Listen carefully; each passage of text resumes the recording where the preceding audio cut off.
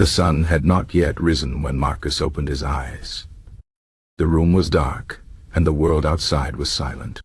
This was his favorite time of day, the time when no one else was awake, and he could be alone with his thoughts. Marcus was a student of Stoicism, and he had learned that how you begin your day shapes everything that follows. Today, like every day, he would follow his Stoic morning routine. Marcus did not reach for his phone. He did not check messages or scroll through news. Instead, he lay still for a moment and took a slow, deep breath. He reminded himself of a simple truth. Today, like all days, would bring things he could control and things he could not. His job was to focus on the first and accept the second. This was the core of Stoic philosophy, knowing what is in your power and what is not.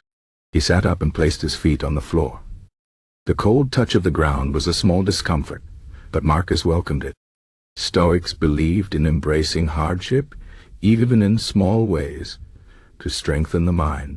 He stood and walked to the window, pulling back the curtain just enough to see the first hints of light in the sky.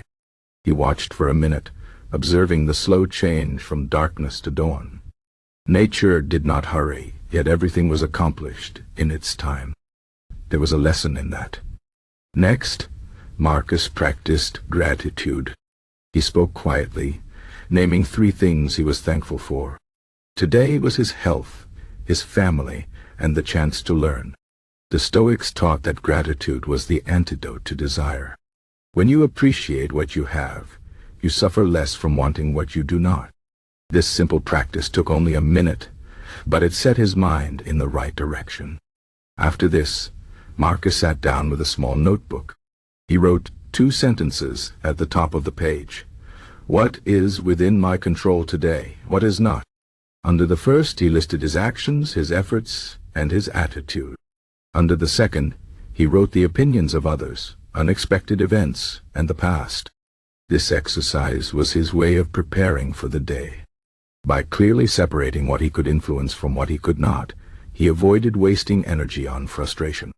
Marcus then read a short passage from Epictetus, one of the great Stoic teachers. Today's words were, "First say to yourself what you would be, and then do what you have to do." He let the words sink in. Philosophy was not just for thinking, it was for living. The reading was brief, just enough to give him a thought to carry through the day. Now it was time for movement. Marcus did not have an elaborate exercise routine, but he made sure to move his body. He stretched, feeling the stiffness leave his muscles. Then he stepped outside for a short walk. The air was cool, and the streets were empty. Walking was his way of connecting with the world around him. The Stoics believed in living in accordance with nature, and what was more natural than using the body as it was meant to be used. When he returned, Marcus drank a glass of water. He ate a simple breakfast, nothing extravagant, just enough to fuel his body. The Stoics valued discipline, and that included how they ate. Excess pleasure, they believed, could weaken the mind. By eating plainly, Marcus reminded himself that food was for nourishment, not indulgence. Before leaving his home, Marcus took one last moment to prepare. He imagined the challenges the day might bring. Traffic, difficult people, unexpected problems. In his mind, he saw himself facing these things calmly, without complaint. This was another Stoic practice, negative visualization. By anticipating hardship, he was never caught off guard. And when difficulties came, as they always did, he met them with steadiness. As he stepped out the door, Marcus carried with him the lessons of his morning. He knew the day would test him. There would be moments of frustration, moments of doubt. But he also knew he had done what he could to strengthen his mind. The Stoic morning routine was not magic. It did not erase life's challenges, but it gave him the clarity and resilience to face them. The sun was fully risen now, casting light on the streets, and the people beginning their day.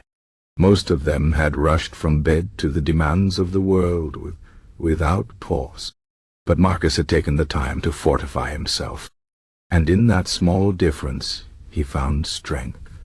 This was the way of Stoicism, not in grand gestures, but in daily habits. Not in avoiding life, but in meeting it with eyes open. Marcus walked forward, ready for whatever the day would bring. Because a Stoic morning was not just about how you started the day. It was about how you lived it. And so, as you consider your own morning, ask yourself, what would a Stoic do? Would they reach for distraction or for discipline? Would they begin with chaos or with calm? The choice is yours. The day is waiting, and the strength to face it lies not outside you, but within. That is the lesson of the Stoics. That is the power of a morning built on philosophy. Now, the sun is higher. The world is awake. And you? What will you do with your day?